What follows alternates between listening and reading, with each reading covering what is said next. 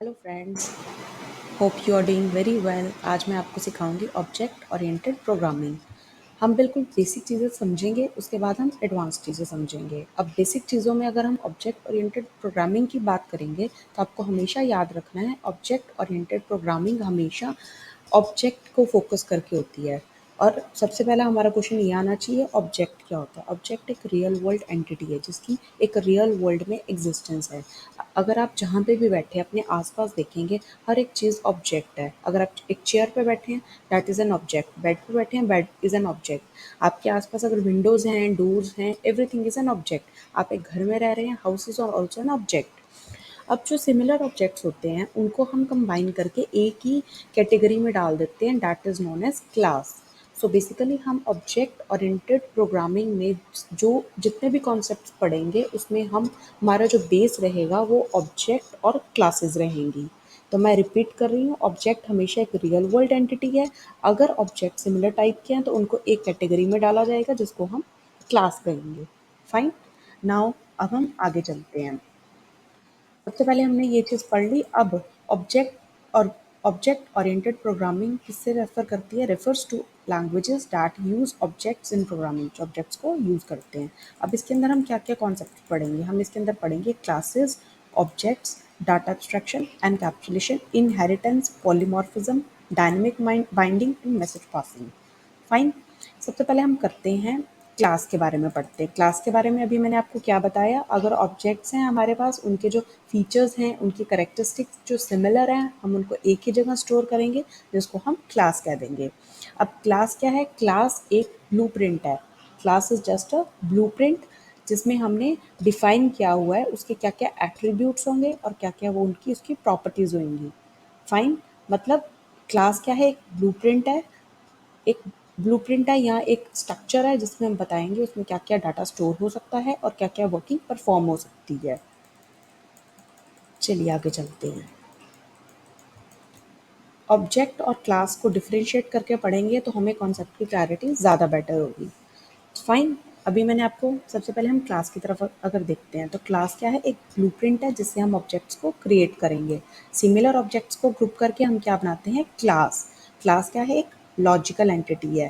Class को हम एक ही बार डिक्लेयर करते हैं, बाद में उससे हम मल्टीपल ऑब्जेक्ट्स बनाते रहते हैं। जैसे अगर हम स्कूल की बात करें, स्कूल में अगर आप डिफाइन कर देते हैं आपके टीचर्स कि हमारे पास क्लास रहेगी 11th, उसमें इतने सेक्शंस रहेंगे, तो आपने क्या किया? एक स्ट्रक्चर डिफाइन कर दिया। उसके बाद जितने भी स्टूडेंट्स आएंगे आप उनको अलग अलग सेक्शंस में उसी क्लास में डालते जाएंगे। तो बेसिकली आपका क्लास क्या हुआ? एक ब्लूप्रिंट हुई जिसमें आपने बच्चों को, जैसे हमारे पास बच्चे आए मेडिकल के, हमने उनको कंपाइल करके एक सेक्शन में डाल दिया। देन आर्ट्स किया, उनको कंबाइन करके दूसरे सेक्शन में, एंड मैनी मोर। तो इससे हमने क्या किया? जो भी हमारे पास आता गया, जो भी ऑब्जेक्ट्स आते गए, उनको हमने डिफरेंशिएट करके उनके रिस्पेक्टिव क्लासेस में डाल दिया। अब क्लास क्या है? एक ब्लूप्रिंट है, इसलिए क्लास के पास कोई भी मेमोरी नहीं होती।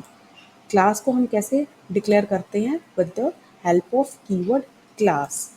और there is only one way to define a class, that is by using the class keyword। और हम कैसे इसको डिफाइन करते हैं क्लास को? With the keyword class. Fine.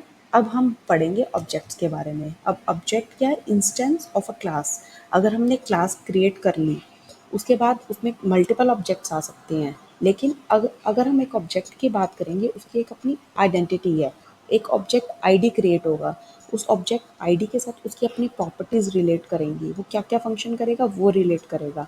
अब जैसे सपोज मेरे पास एक क्लास है, उसमें मल्टीपल ऑब्जेक्ट्स हैं। मल्टीपल ऑब्जेक्ट्स माने तो उसमें 10 स्टूडेंट्स हैं। अब 10 के 10 स्टूडेंट्स हैं, उनके अपने अपने यूनिक आईडीज़ होंगे, उनके अपने अपने नाम होंगे, उनके mother name father names different होंगे। उन सब की जो फंक्शनिंग है सिमिलर हो सकती है बट सेम नहीं होगी। हर बच्चा अपनी अपनी कैपेबिलिटी के हिसाब से परफॉर्म करेगा। सो ऑब्जेक्ट क्या है? Instance of a class, real world entity है। ये मैंने आपको अभी बताया। एक फिजिकल एंटिटी होती है जिसकी एग्जिस्टेंस है। Object is created many times as per requirement. जितने बच्चे आते जाएंगे उनको हम डिफरेंट क्लासेस में डालते जाएंगे। Object allocates memory. ऑब्जेक्ट को मेमोरी मिलती है, क्लास के पास कोई भी मेमोरी नहीं होती। हम ऑब्जेक्ट को कैसे क्रिएट करते हैं? न्यू कीवर्ड के साथ। और जैसे हमारे पास हम अगर हमें क्लास को डिफाइन करना है, हमारे पास एक ही वे है, हम क्लास कीवर्ड को यूज़ करें। बट अगर हमें ऑब्जेक्ट्स को क्रिएट करना है, हमारे पास डिफरेंट डिफरेंट वेज होते हैं। अभी इसको हम बाद में पढ़ेंगे। यहाँ तक हमें ऑब्जेक्ट और क्लास के बीच में डिफरेंस क्लियर होना चाहिए। उसके बाद हम आगे चलते हैं। फाइन। अब मैं जस्ट एक ही लाइन में अगर आपको वापस बताना चाहूँ तो आपको बस माइंड में ये याद रखना है, क्लास एक जस्ट एक ब्लूप्रिंट है जो क्या करेगी, डिफरेंट चीज़ों को एक कैटेगरी में डिफाइन कंबाइन करके रखेगी। और ऑब्जेक्ट हर एक इंडिविजुअल एंटिटी है। फाइन। अब हम चलते हैं आगे। जैसे मैंने यहाँ पे एक एग्जांपल ऐड किया है। अगर हम डॉग्स की बात करेंगे, दैट्स अ क्लास। अब उस क्लास के अंदर काफ़ी तरह के डॉग्स हो सकते हैं, उनकी अपनी अपनी ब्रीड हो सकती है, एज, कलर, एवरीथिंग। और उनके बिहेवियर्स में क्या क्या आएगा, वो क्या क्या काम करते हैं, barking, sleeping, eating and many more. Next हमारा ऊप्स का जो कॉन्सेप्ट आता है वो है डाटा एब्स्ट्रैक्शन। डाटा एब्स्ट्रैक्शन में we have to remember, data abstraction क्या है, डाटा को हमने क्या करना है, हाइड करना है। यूज़र को जितना डाटा चाहिए हम उसको उतना ही देंगे, हम उसको उसकी इम्प्लीमेंटेशन नहीं बताएंगे। डाटा एब्स्ट्रैक्शन क्या करता है, एक लेयर क्रिएट करता है। अब लेयर कैसे क्रिएट करता है, जो भी हमारी इम्प्लीमेंटेशन डिटेल्स हैं उसको वो करेगा हाइड, और उसके बाद जो भी उसको मतलब जितना डाटा चाहिए उतना हम दे देंगे। इसकी एग्जाम्पल, वेरी गुड एग्जाम्पल है कार। अब कार आपके पास क्या है, एक ऑब्जेक्ट है। अब उसके क्या क्या फीचर्स हैं, उसका एक अपना कलर है, एक मॉडल है, उसकी लेंथ है, ब्रेथ है, और उसके फंक्शंस क्या हैं, वो ट्रांसपोर्टेशन में यूज़ होता है। फाइन। अब जब हम बात करेंगे इसमें डाटा एब्स्ट्रैक्शन कैसे इम्प्लीमेंट है, अब इसके अंदर जब हम कार का फंक्शन क्या है, ड्राइविंग का। अब कोई भी यूज़र है उसको क्या करना है, कार को ड्राइव करना है, वो ड्राइव करेगा, उसको हमने क्या दिया, एक स्टीयरिंग दे दिया, और ब्रेक दे दी, गियर दे दिया, जो जो उसको चीज़ें चाहिए थी हमने वो दे दी, उससे वो अपना जो भी टास्क है उसको फुलफिल कर लेगा। अब वो गियर अंदर से मैकेनिकली कैसे परफॉर्म कर रहा है, this is not the part जो हमें उसको सिखाना है। तो हमने क्या कर दिया, डाटा को एब्स्ट्रैक्ट कर दिया। मीन्स जो डेटा हमें उसको देना था हमने उसके लिए उतना ही अवेलेबल रखा, बाकी सब हाइड कर दिया। नेक्स्ट हमारे पास कॉन्सेप्ट आता है एनकैप्सुलेशन। एनकैप्सुलेशन से आपको याद रखना है कैप्सूल। कैप्सूल में क्या होता है, जो भी मेडिसिन होती है एक कैप्सूल के अंदर क्लोज्ड होती है, हम जिसको चाहिए कैप्सूल देते हैं, उसको यूज़ करते हैं, डेट्स इट। तो एनकैप्सुलेशन को अगर हम इसमें समझने की कोशिश करेंगे तो इसमें क्या है, जो भी प्रॉपर्टीज़ हैं और जो भी उसके साथ वर्क रिलेटेड है, उन सबको एक ही यूनिट में बाइंड कर देंगे और उसको क्या बोलेंगे, क्लास और ऑब्जेक्ट। तो this is known as encapsulation. Encapsulation को कैसे डिफाइन करेंगे, it's wrapping up of data under a single unit. It is mechanism that binds together code and data. It manipulates.